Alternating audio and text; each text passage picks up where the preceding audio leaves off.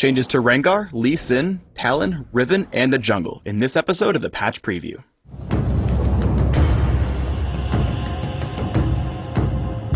Hello everybody, welcome to the first patch preview of 2013. As always, we'll be talking about the changes coming into the next update for League of Legends. And though this video won't cover every single change in the patch, we have selected a few of the more delicate ones to guide you through our thought process behind these decisions. With me this week, I have an awesome dude who, if you put in blue armor, would look just like Tarek. What's up, Feral Pony? Not too much. Alright, let's dive into the patch notes and take a look at the changes to Talon. Sure, so we've known Talon for a while has been dealing a little bit too much damage in teamfights, especially with his ultimate, and with all the changes in Season 3 that have really helped out, AD assassins and AD casters especially, this has really pushed him over the edge, so we're going to be taking that down a little bit. So we're reducing the base damage and the AD ratio on Shadow Assault. While we were looking at Talon, we found this nasty bug with Cutthroat, where the damage amplification wasn't actually applying, so we fixed the bug, but this caused a huge spike in his late game damage output, so we're also reducing the damage a bit on Noxing Diplomacy to account for this bug fix.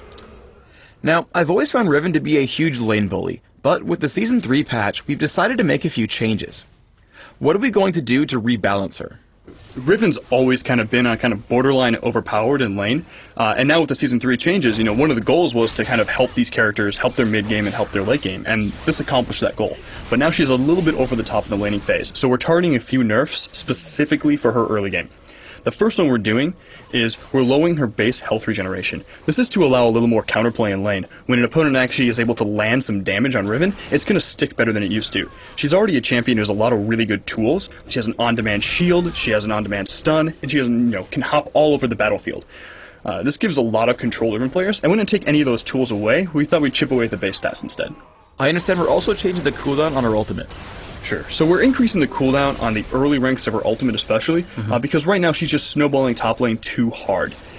We actually like where it is, again, late game and mid game in her performance there, but the problem is if she gets an early lead on you and gets a little bit of an edge and gets a kill off, by the time you respawn and get back to lane, her ultimate's already able to be cast again, and she'll just kill you over and over and over again. And this is causing her to snowball a little bit too much out of control. We've seen a lot of feedback from the community about some of the recent changes to Rengar and Diana. Many feel that they went a little bit too far. How do we feel about where they're at now? We feel the changes were overall in the right direction and actually contribute a lot to sort of the healthy gameplay these characters can bring, but we actually agree with you guys on this one. We went a little bit too far. So we're scaling back the Diana and the Rengar nerfs for this patch. Rengar specifically is also getting a few other changes as well. The first is we're changing the way his heal works on the Empowered Battle Roar. Before, it used to scale off at the percent of his maximum health. Now we're changing it to a flat value based off of his character level. This will keep the heal relevant and not have it totally blow out of control when Rengar only stacks health, and allow him to build some more damage items and still benefit from the ability. The other change we're doing is we're buffing Bone Tooth Necklace a little bit. It's sort of one of Rengar's cool, unique things. He has this item that no other champion can buy, and right now it's feeling a little bit too useless. We wanted to give it a little bit of that love back, so that way, he can build it and still feel good. Evelyn's had a bit of a tumultuous balance history. I've heard that this week she's back on the balance board. What are we doing to her this patch? Yeah, Evelyn's always been a tricky champion to balance because her role in League of Legends is so unique. Right now, I actually feel her core gameplay is pretty good. The one thing that's kind of out of line and causing her to snowball out of control is really her ultimate. It's a really strong initiation tool, it gives her that durability she needs and a lot of, opening damage in a teamfight, and we actually like that a lot. There's two problems with it right now. The first problem is the cast range is really, really long. It's far outside of her stealth detection radius, so therefore she can basically snipe people with it. We're not super happy with that, so we're bringing down the cast range to better match her stealth range. The other change we're doing is we're changing it from % maximum health to % current health. Right now it's too often being used as an execute, when it really should be used as an opening move. It's been a long time since we've made any significant changes to Lee Sin, but we're going to be doing something this patch. Can you tell us a little bit about that? If you've been around the community for a while, you'll remember back to Freak's April Fool's Champion Spotlight about Lee Sin, where he said this. Lee Sin is a ranged, melee, tanky DPS, assassin, mage, tank, support, jungler.